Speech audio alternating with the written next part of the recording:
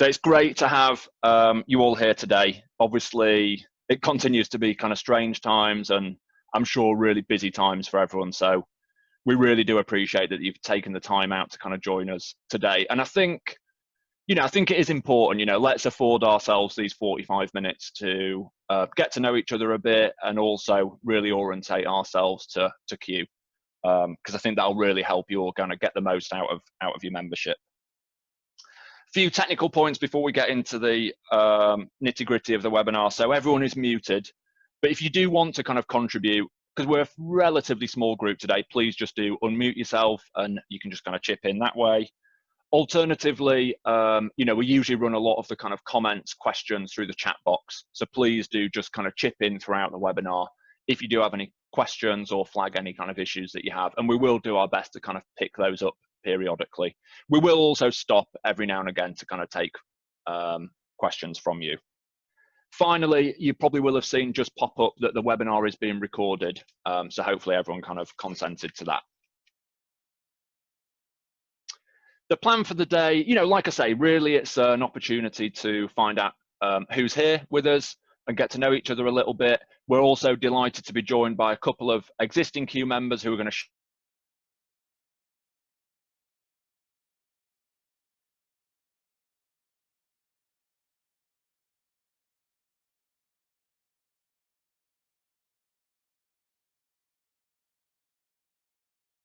So I've introduced myself, so I'm Matt there. I've got a bit less hair now, during the lockdown.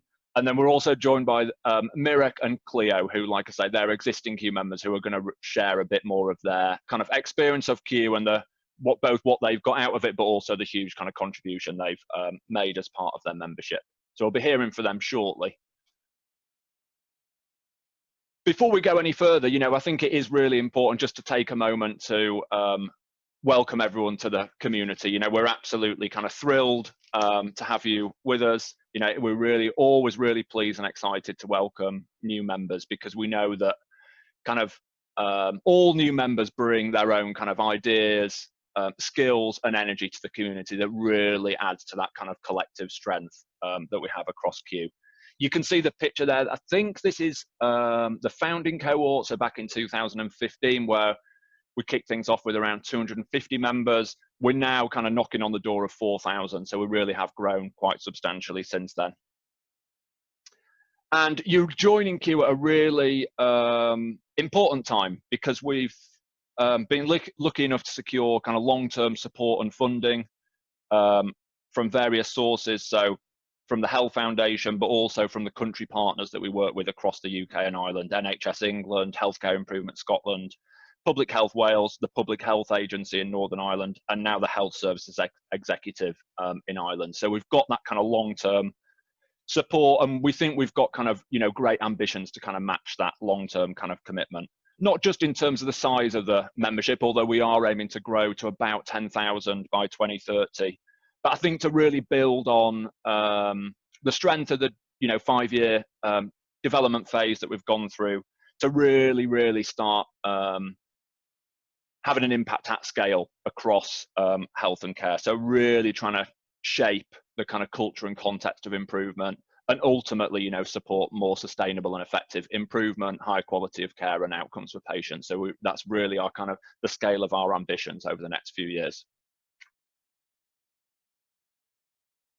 So to deliver on those ambitions, at heart Q is a community, obviously, of a very diverse community, to support people in their existing work. So it's really about trying to support you in the things that you're already aiming to do within your day roles. We want to make it easy to share ideas, enhance and learn skills and knowledge, and like I say, ultimately kind of collaborate to make changes that benefit patients and improve health and care quality across the UK and Ireland now. And I think the diversity of the community really is a key strength. So like I say, it's across the UK and Ireland. We have a range of clinical roles and non-clinical roles. It's about 1/3 clinical, 2/3 non-clinical, although a lot of those people in non-clinical roles may have a kind of clinical background. And a range of organisations are represented within the community. Frontline, those in more management roles, academic organisations, those with improvement kind of built into their role, and the others where improvement is just one part of their role. We've got voluntary sector representatives, patient and public representatives, although actually that is one area that we do want to kind of grow representation in over the next few years. So I'll say a lot more about those different kind of elements and offers of Q a little bit later. Before we get into that, we'll just spend a little bit of time, if it's all right, trying to get to know each other. So we've got a few icebreakers here. The first one is, so I don't know if this is a good time to ask this question, but let's indulge ourselves for the next minute or so. Just think, what is your ideal holiday? And please just do kind of type it into the chat box. So you're a beach person, a city person, or more of a kind of mountain walk person, or any others. Please do kind of chip in. I'd be interested to hear. And I will obviously we will be judging each other on our choices. Or quite a lot for beach. Yeah, I mean we've had the weather for it, haven't we? A bit of city as well. Yeah, New York, and also a few mountains. I mean, I guess there's a few places in there where you get at least two of the three. I don't know if there's anywhere where you get all three, but that would probably be my ideal to compare. Okay, actually, it may just be the times that we're in at the moment, but the beach is coming out very strongly from the group today. Great, okay, that was the first one. The second one is, actually, it'd be great to hear where everyone is based. So you can either chip in on the chat function, or actually, if you just go to the tool panel within Zoom, it should say along the top somewhere, annotate. Not everyone will have that functionality, so it might not be there, depending on how you've joined. But you can click annotate, and then you can choose a way of kind of representing where you are. So I'm going to draw a little circle, and I'm going to say, yeah, there's some ticks and there's some all sorts. Okay, so we are looking pretty London-centric at the moment, which, to be fair, isn't true of the membership overall. Like I say, we do have representation across all the regions of England, and obviously Scotland, Northern Ireland, Wales, and now Ireland. A few bit more diverse geographical diversity coming in the chat bot. So we've got a few joining us from Scotland. So hello from Glasgow and Dumfries and Galloway, Hampshire, Reading, East Yorkshire, Portsmouth, Leicestershire. I think that's everyone covered. Okay, so we've got a decent group across the UK. Like I say, if you actually look at the stats for the membership overall, there really is, and we have worked hard at it, to be fair, to get that kind of wide geographical spread across the UK. And then finally, I'll just turn the annotation off.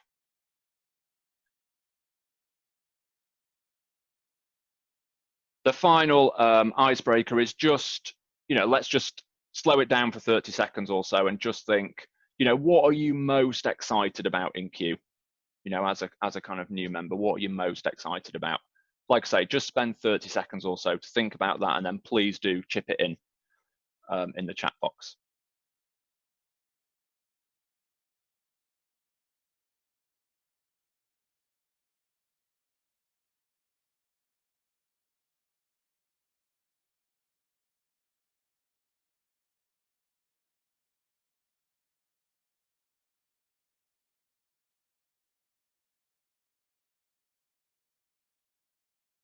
Great, that's all reassuring to hear. I think we've covered the main elements of Q. So a lot of emphasis, obviously, on kind of learning, connecting, networking, and at heart, obviously, that is a fundamental part of Q. But also some mentioning, kind of going on to actually work together, collaborate with each other, and really kind of put some of that into practice, which obviously is a really important part of Q as well. So like I say, once we've heard from Cleo and Merrick, I'll say a bit more detail about those different elements. But now it'll be fantastic to hand over to Merrick first, who's Associate Director for Quality and Development, Healthcare Quality Improvement Partnership. And then we'll hand over straight from Merrick onto Cleo, who are going to share a bit more about their experience of being members so far. So I'll just stop sharing. And Merrick, I think you'll be able to bring up your slides.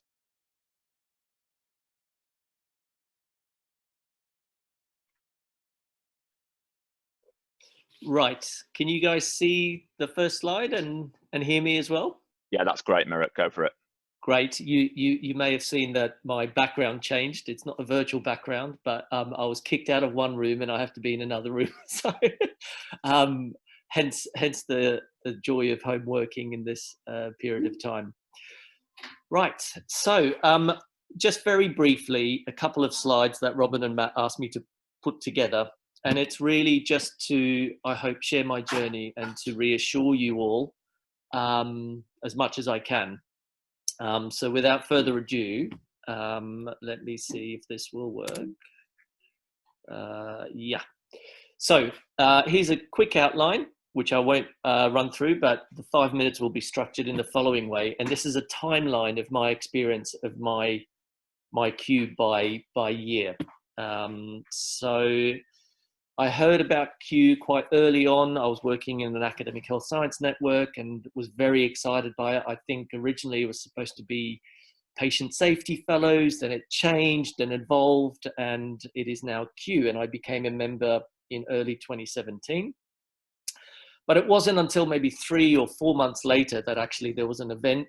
And back then there were the academic health science networks brought the new members together, which I thought would answer all my questions and set me on the right path. But I think it didn't. It was great to connect, but a lot of those connections were already established. And because it was central to my academic health science networks, some of them weren't new. So I was in a bit of a hiatus, really. I didn't understand what Q really was. Was it a learning opportunity? You know, I was supposed to collaborate on maths. Am I going to get peer support? Am I going to get mentorship? Do I provide some of that? Or is it like a special QI club, you know? And you sort of heard about it, and the sort of social media element of it was, I have to be a member. So all those feelings are fine, I think, because it wasn't until maybe 6 months later, after perusing some of the online resources, trying to interact with the website, where I started navigating a little bit more and understanding what Q can offer. Apart from just journals in the IHI school, you know, I heard about the annual event and I thought, you know what, it'd be good to join 400 others that come to this annual event, which I'll talk a bit about later. But I signed up to the randomized coffee trials, and I thought that was one of the best things you could do, because that is,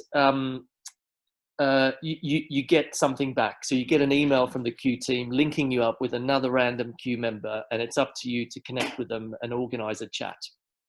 You can stop being part of the randomized control trials or coffee trials anytime you want. You know, if you don't connect for whatever reason in 1 month with the person, you just get another one sent to you, and it's no skin off your nose or skin off the other person's nose if you don't make the connections. But once again, this is a highlight of what Q offers you, and it's really up to you to engage with it if you so wish. What I found with the sort of randomized coffee trials was the ability to think outside of the box. So you might come across a Q member who hears about something you've said, and just with their experience and their knowledge and learning, they'll ask a question or they'll make a suggestion or make a connection. And it's a really powerful way to guide your thinking in a slightly different way. So I found that as a great benefit from the RCTs. Don't always happen, and sometimes it's nice to speak to a different person working in a different area or a different field, and that's all it'll be. But those that potential to think outside the box, I think, is something that I really value. There are special interest groups. There's about 77 of them. I'm a member of a couple, and I think as you start developing your interest, you know, you might have already signed up to a few where you get communications, you get posts of someone having a discussion with someone about a specific thing that is in the special interest group. So this is another way of interacting with a smaller cohort of Q members, adding value, sharing some learning. And, you know, you might do an email or get in touch with someone throughout a period of time, or you might not connect with them at all for 6 months or longer.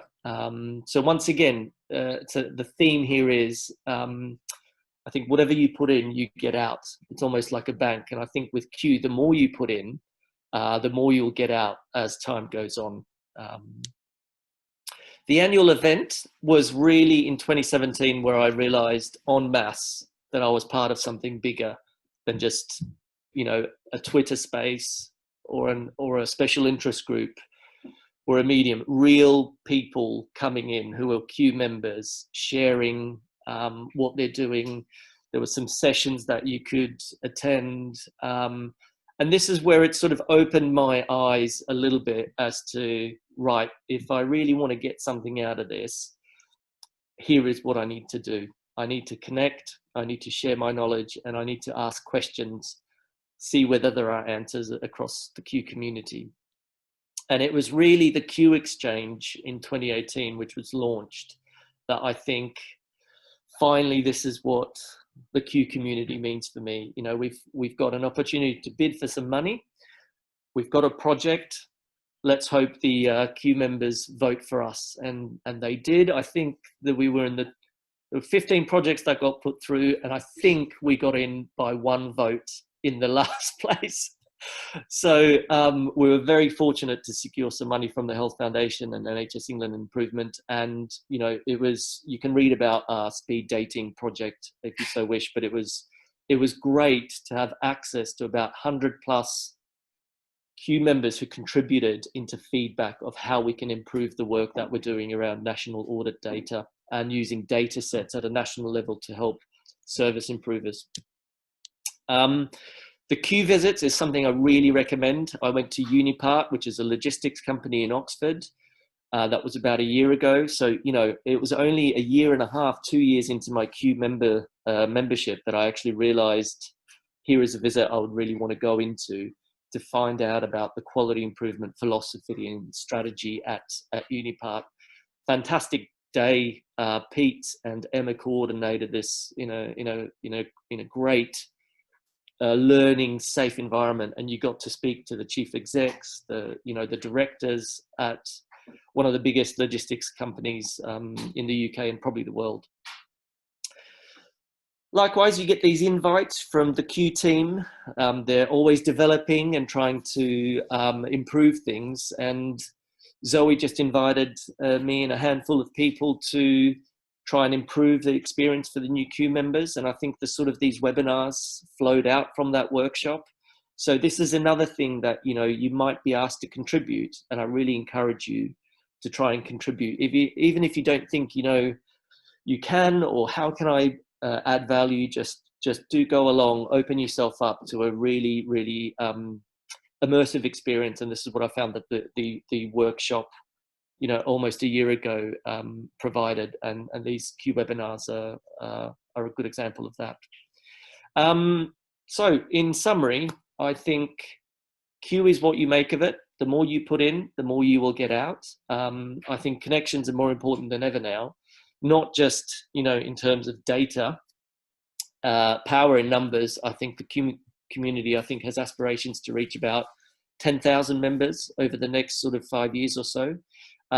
So yeah, do connect, get in touch. I hope that's just helped you understand that it can take time, and time is within your control. And whenever you're ready, just engage with Q and we will support you all. That's it. I'll stop now. Great. Thank you so much, Marek. No, it's really interesting and inspiring actually to hear about that kind of journey and how that's developed over the last few years in terms of your experience of Q. So that was great. I think what we'll do is we'll hand over to Cleo now, and then we probably will have a little bit of time after that if people have got any kind of questions for either Marek or Cleo. So do just keep chipping those in the chat function. But otherwise, Cleo, you just go for it.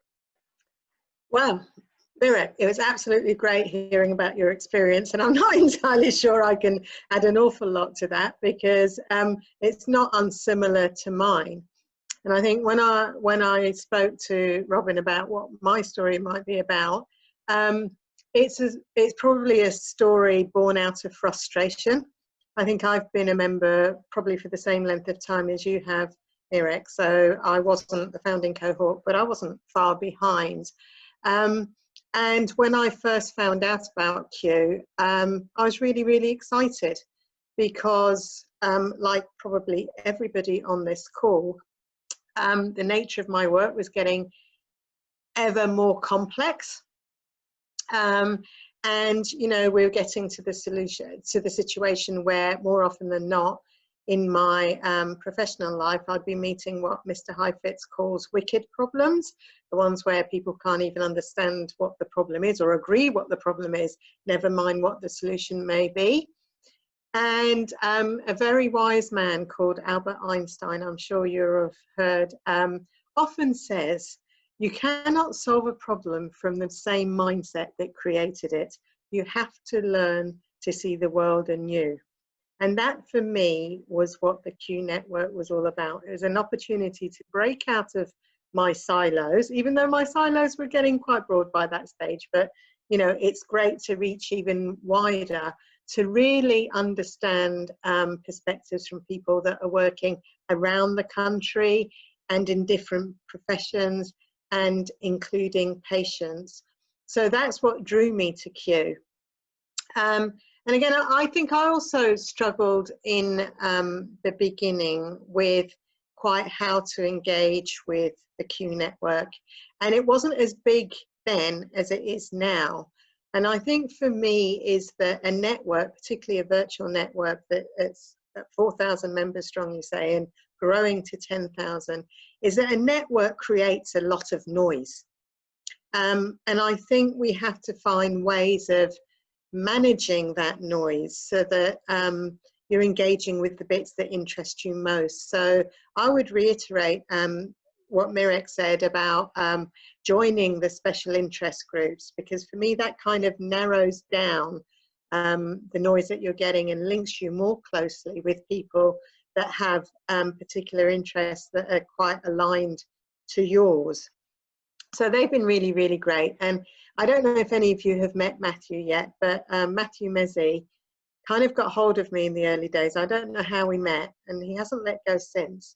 So I find Matthew amazing. He is so energetic. He's so encouraging in terms of getting more involved with Q. And I find that the opportunities that I've had through being a Q member to join in the fabulous webinars that also go on from time to time, where I've learned about patient safety too, liberating structures, that stuff that I've really, really used in my work, that I don't think those opportunities would have been as accessible to me had I not been part of the network. And then my particular passion, going back to complexity and approaches to improvement that might be slightly different, my particular passion is to develop and nurture communities of practice, forums where people come together to share knowledge and learn together, not unlike Q, but probably much, much smaller and pre-COVID, run in a very face-to-face manner. And I've been lucky enough through my engagement with Q to get others interested in this approach to quality improvement. And like you, Mirek, I wasn't successful in the Q Exchange bids, sadly, but I also managed to get a little bit of funding to take forward, in partnership with Q, a community of practice leadership development program, which was a year-long experiential learning program that took place nationally. We had 24 community members from Northern Ireland, Scotland. We were well represented, and you know, we've had an amazing year-long journey together, and now we've managed to kind of nurture and cultivate 24 plus communities of practice up and down the country. And that wouldn't have been possible had I not been a member of Q and engaged with Q and given the opportunities by Q. So I would echo everything that you said, Mirek, that for me, you only get out of Q what you put in. And yes, it's a journey of discovery to find out how you can put stuff in. And I suggest the SIGs are a good place to start. But just keep engaging with the network.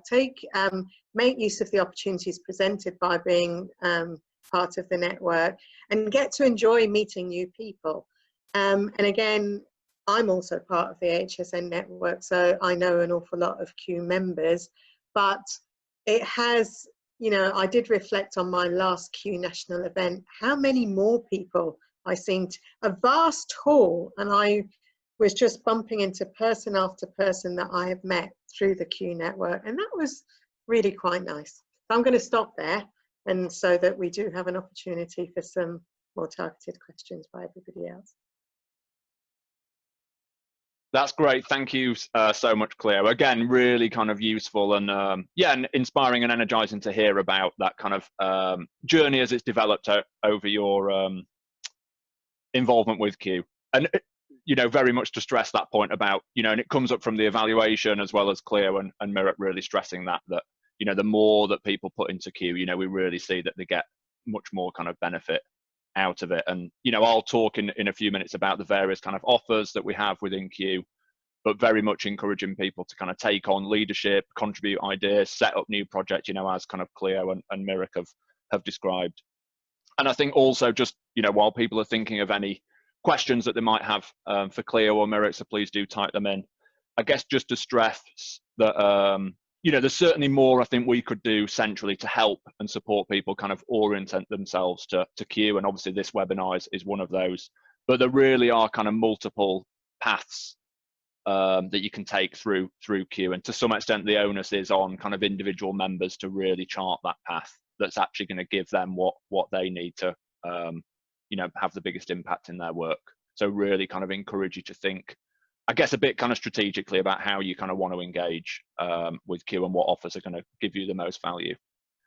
Okay, so like Cleo says, we do have a few minutes to take any kind of questions that you might have for Cleo or Mirat. So do just spend 30 seconds or so to think through any kind of comments or questions that their contributions might have raised. And please do just chip those in the chat function.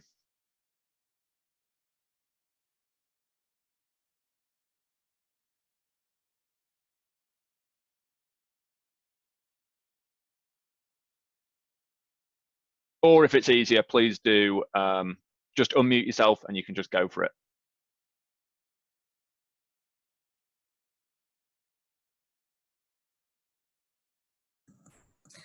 Sylvia here. Hi, Sylvia. Hi. If you were going to recommend one thing to do as your first jump into the Q community, what would you recommend? I would join a SIG that interests you. And if none catch your attention, my favourite, not that we're allowed to have favourites, they're all really, really good, but perhaps the one that I've gained the most from is the Liberating Structures one. I've been lucky enough to go on Liberating Structure courses as part of Q, but it's really nice to be part of that special interest group that kind of pushed that a little bit further. So that would be my recommendation. Okay. I'll just say, yeah, do sign up to the RCT, because it'll always be there in the background, and every month you'll just get an email and a prompt. So even though you feel like you're not, you know, part of a network for whatever reason, because work overtakes it or your social life, you'll always get this email. It's a nice little reminder that there is someone out there that would like to chat with you or connect with you. So yeah, do sign yourself up to an RCT. Okay. Great. Any more questions for Cleo or Mirak? Otherwise, I'll just spend 10 minutes or so kind of taking us through some of the specific offers within Q.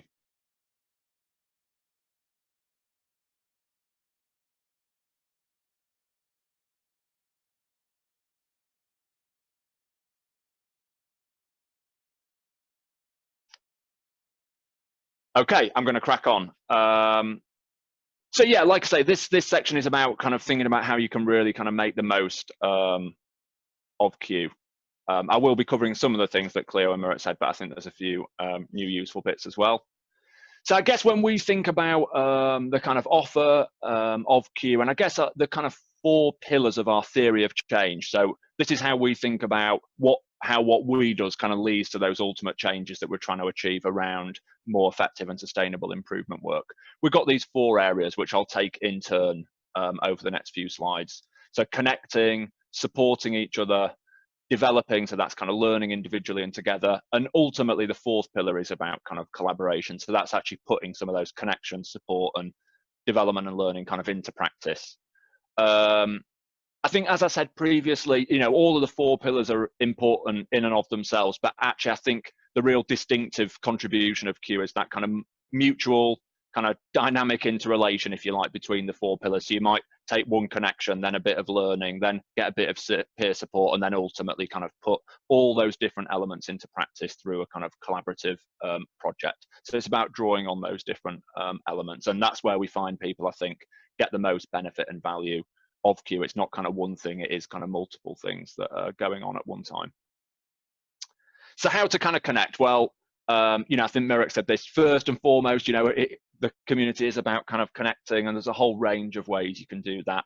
The lightest touch way you can do it is we have a searchable member directory where you can kind of search geographically or by interests to find people who are interested in the same area or topic area as you. A bit more substantially, I think Mirek and Claire both mentioned the RCTs, which I think are a particularly good way of kind of engaging with the community for new members. And it is an opportunity to really have some of those discussions with people who you wouldn't normally necessarily speak with in your kind of day-to-day role. And then we have a whole series of kind of events. We've got our annual event, as well as more kind of local events that people can engage with. Obviously, traditionally, they've been kind of face-to-face. But at the moment we're running lots of kind of digital remote events, and although we will kind of go back to face-to-face at some point, I think increasingly we will be running more kind of digital events. And I guess if you really want to take connection to the next level, there's also a role within Q called the Q connectors. So these are a subsection of members who actually take on kind of leadership and responsibility for facilitating some connections within their local area. So that's really about kind of taking it to the next level, which we would always encourage.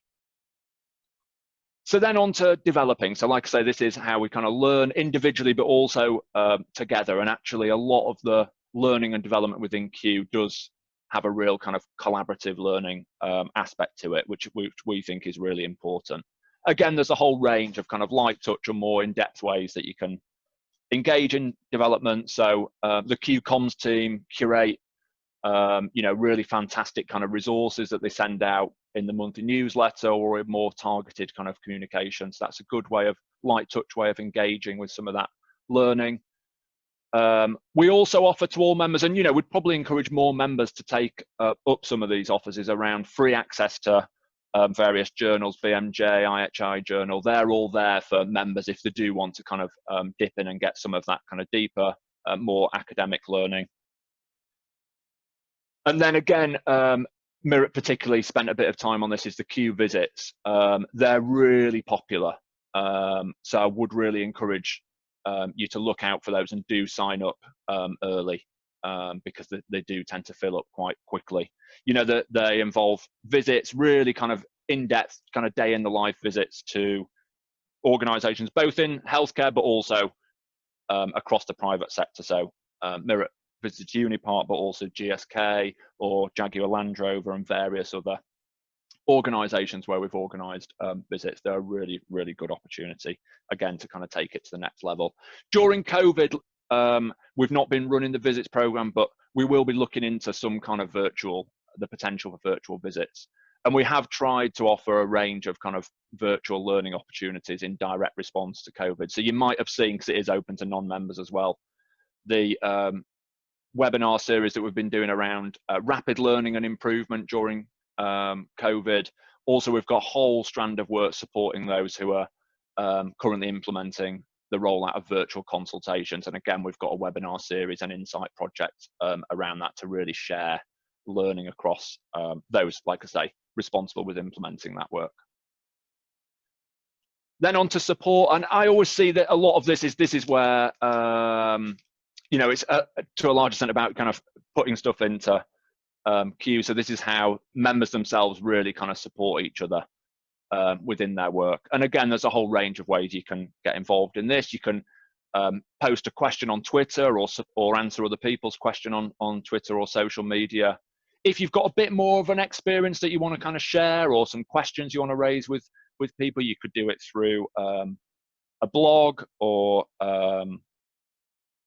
post a bit more detail in a special interest group to really kind of generate that peer support from the community. As ever with these things, I think the ask is really important, and there's a bit of an art, I think, in terms of how you kind of pose the question and ask for support for the community that will really elicit that kind of positive response. And again, we heard a bit, didn't we, around kind of the special interest groups from Clio and Mirroc. There's loads out there. There's a few dozen that we would really recommend that you join. And as we would always say, you know, if there is something that you're interested in that isn't there, then you can always set a special interest group up. We would encourage people to do that if they want to kind of build a kind of community within Q to kind of explore a particular area of interest further. And then finally, and like I say, I think it is really the kind of fourth pillar, because this is what we're ultimately about. It's about putting that learning connection and support into practice through actually kind of mobilizing to organize and spread improvement activities through kind of collaborative work. We do offer some kind of resources around that. So we've got creative approaches to problem solving cards. Cleo mentioned liberating structures, which is some of you may be familiar with. It's been a really popular resource that we've spread through the Q community through training. It's really a set of kind of tools and approaches to help progress, I guess, some of those really wicked kind of challenges and problems that Cleo was talking about. And like I say, they have been really popular with members. And I think we heard a little bit, didn't we, around Q Exchange, which is that really kind of pioneering small grant program that we run annually, where members can put a proposal for up to £30,000. What's really kind of pioneering, I guess, is that it's an opportunity for the broader membership to contribute and, as Mirroc said, really help you develop those proposals before it goes to the final submission stage. And then it's also, what's interesting is that it's actually the Q community itself that votes on the successful project. So it really is kind of member-led. Another substantial kind of bit of work that we do around collaboration is the Q Lab. And again, some of you may have been engaged with this because it's open to members and non-members. That's a particular kind of substantial approach to, again, really trying to tackle some of those persistent, complex challenges that we face within health and care. So it involves getting a broad group of kind of people together, feeding in the kind of evidence base and insights that we have around those problems, and then working together over a kind of 12-month period to really try and make progress on those issues, drawing on techniques within service design and social innovation to really try and progress them. So the second lab has just finished. That was on tackling the problem of those who have both mental health issues and kind of persistent back and neck pain. So the kind of coincidence of those issues, how we can offer better support to those people. So that's been recently published. The lab is just having a bit of a pause at the moment before it launches its next bit of work and problem that it'll be challenging. But I would really encourage people to take a look at that and think about whether that is something that they would be interested in getting involved in. So that was, I guess, just to kind of wet everyone's whistle of the various offers within Q. There is a huge amount of other things going on, and we would always say if there is something that people need to help them that we don't offer, we would really encourage people to think about how they could set that up or how they could kind of develop that idea within the community. We've just got a couple of minutes left, so we've just got a minute or so for kind of reflection. So just based on what you've heard there, what you've heard from Cleo, what you've heard from Mirroc, just spend a minute to think about, you know, I guess it relates to Sylvia's question, doesn't it, about what is next for you? What's the next step you're going to take in terms of your engagement with Q? So just take a minute or so to kind of reflect on that on your own. If you do want to share in the chat function, please do, but otherwise just reflect on your own.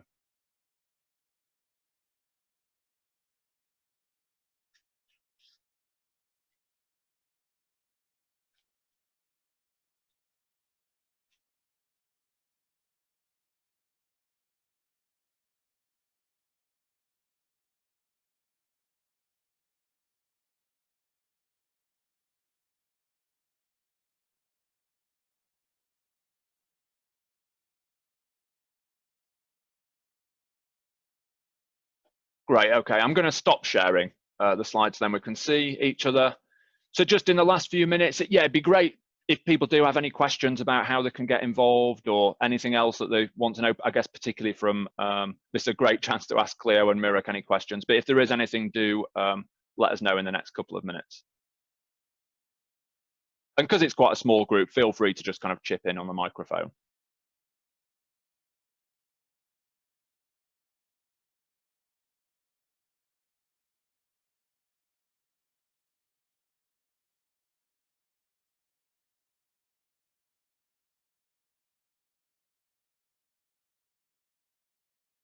I would just say enjoy it.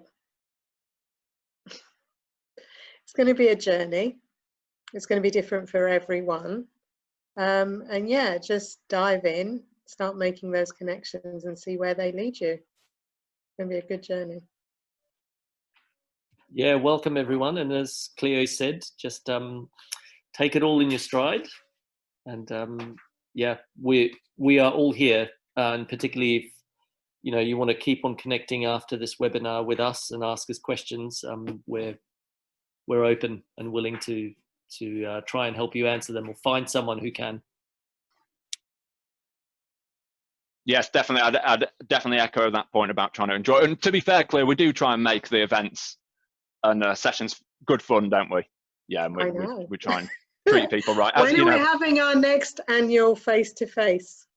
Oh, we'll see. Yeah, we'll see. I think there'll be an update on that soon. We're waiting for as much as anyone for the advice. Yeah, yeah. Matt, I just noticed Lisa said that she's currently a bit overwhelmed by what is available. We've all been there in that same boat, so it's absolutely fine. Take some time. It took me 6 to 9 months to realize what is actually useful for me.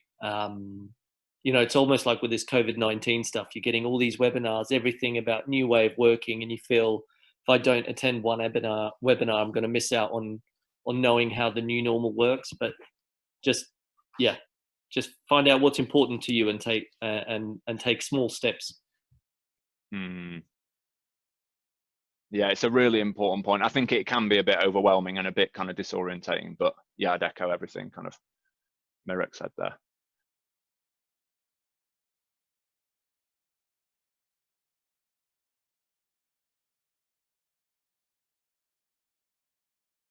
Okay, great. Well, I think people have just been sharing a few reflections as well in the chat box, which is really useful. Just before we go,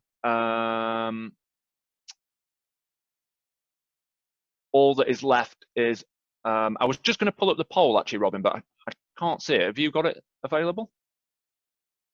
You have. Okay, great. We do this for a lot of our events, and especially with the new to Q webinars, it's quite a new thing that we're trying out. I think this is only the 3rd or 4th one. So it'd be great if you could just let us know kind of what you thought of it and whether you would recommend it to other kind of new members. So do just take a couple of seconds to chip in there.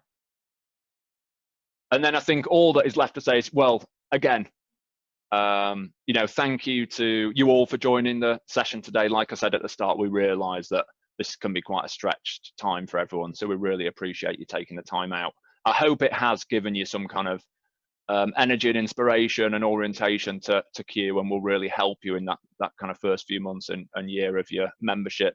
And I think a special thank you to Mirek and Cleo for joining us. They've jumped at the opportunity to share, but I always think it's definitely one of those opportunities, isn't it, where we're asking a lot of you to kind of share. But I guess it consolidates what they were saying about it. Sometimes it's about putting in, and sometimes it's about kind of getting back from the community, and that's the kind of reciprocal nature of Q. So that's great. But thanks so much for taking the time out for joining us. Okay, well, everyone have a great rest of the day. I'm glad that we have wrapped up within on time, and yeah, we're really looking forward to working with you over the next months and years. Great. Bye. Bye. See you, Sylvia. Bye, See everyone. you, Cleo. Bye.